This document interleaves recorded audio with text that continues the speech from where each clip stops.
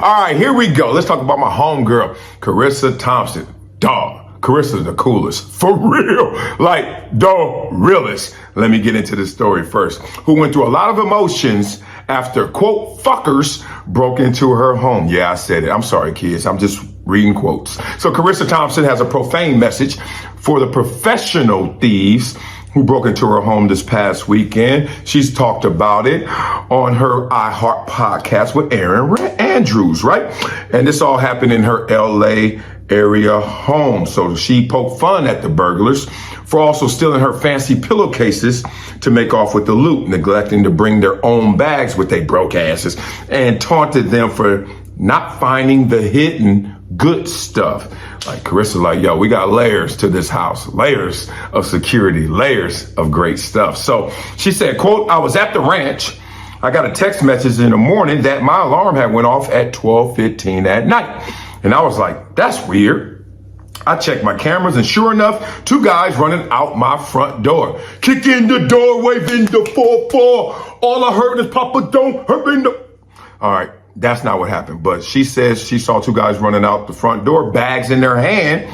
And I immediately started bawling, and this like feeling in my stomach of like, holy shit, I've just been robbed. Okay. Now, reading that quote all the way through, you know me, I like to stop down to find some life experiences and something to learn from in this one. Anybody else have this alarm dilemma that it sounds like Charissa has, as well as everyone does, it seems like?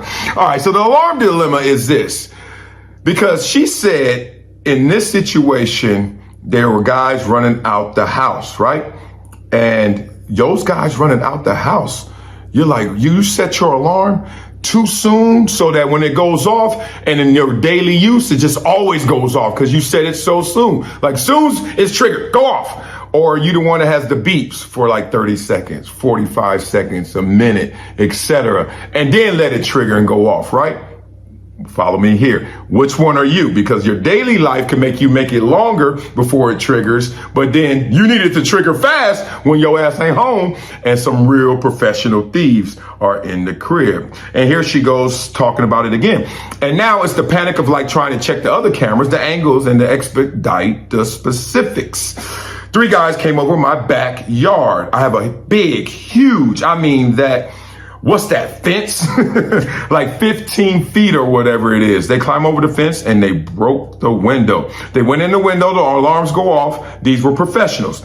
They knew exactly how much time they had. Excuse me, Dougie Fresh. Yes, they were only in there for 3 to 4 minutes. That's what I'm talking about. I knew it. 3 to 4 minutes, they in your crib. 3 to 4 minutes, you get a text. 3 to 4 minutes, you get an alarm signal. 3 to 4 minutes, these burglars are still in your crib. Thankfully, you're not there. But think about that. That's 180 to 240 seconds. Y'all don't think that's that long, huh? All right, let's do it. 1, 2. Y'all keep going all the way to 240.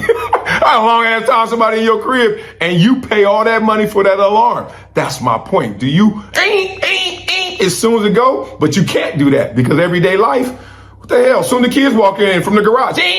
So you're like, all right, make it go a couple minutes later. Okay. Boop, boop, boop. It's asking you, can you please put in your code?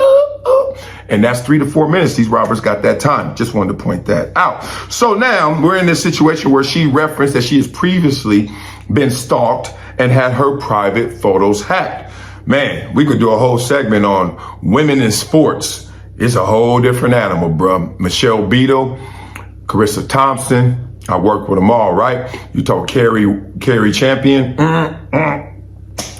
Yo, cats be out there tripping. So she talked about that as well. And she says, I already have an issue with security because I had a stalker at my old house. I've been hacked. And yes, security is paramount for me. So I spend a ridiculous amount of money feeling safe. I have a German Shepherd. I have a Husky. It's like, what else can I do to feel safe in my own house?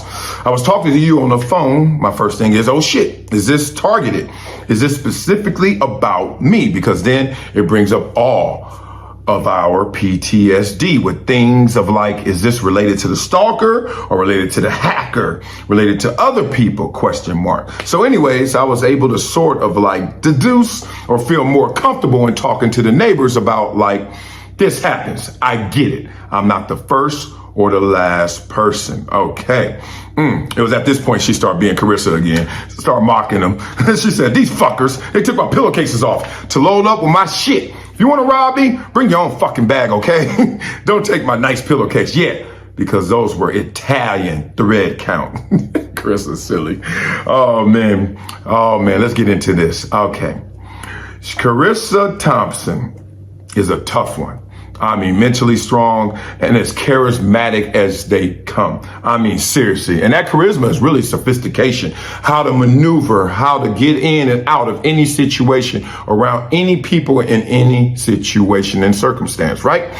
Now, that's what she's doing right here as well, because she's navigating, trying to find out where should she go for solace in such a traumatic space. Right now, dog, getting robbed, violation, right? Some scary shit. So she's trying to figure out where to go to have peace, because she can't give up her career. She can't give up her fame or notoriety. She can't give up any of those things. So she's always going to be a target, but she doesn't always obviously want to be a victim. One of the places that gave me solace, and before I even came into anything and before I made it to the league, blah, blah, blah, was I watched Scarface. And I keep telling y'all this, man, you watch Scarface, and Charissa mentioned it. How much money can she spend towards security? She got dogs, and she married now, big ass fence, gate, something she called it. She didn't know what it was. It's huge though. And where do you find solace? And I remember watching Scarface, and I realized you don't find solace anywhere outside. It ain't out there. You want to know why? Because Scarface had fences, dogs, gates, guns, security guards, army, everything. And nothing fully protected him, because nothing fully protects you. Serious stuff. Hard pill to swallow, but a real one. So basically, I always live by that mantra. If someone wants to get you, you got. Wileyism. If someone wants to get you, you got. Simple as that, man. And Nipsey Hussle kind of reinforced that to me as well, right? Because I grew up down the street, or he grew up down the street, I should say, from me since he's younger. And man, respected, gangster, from the hood, from that block, from that area right there. You got to salute him, right? Protected. Everybody knew Nip, right? And still got, right? Right where he lived. So in these situations, man, it's not like we're hopeless. Kind of similar to what happened with Shannon Sharp. He was out, then all of a sudden this happened. You're not hopeless, but it's the same thing. And you're not helpless. You got to just remember, you got to really have a peace of mind inside yourself. And I think the only prayer, the only thought you should have seriously about these situations, give yourself the most protection you can and hope your ass ain't home.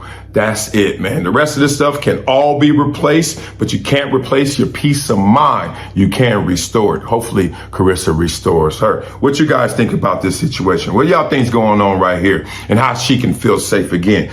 Looking in those comments to see what y'all talk about.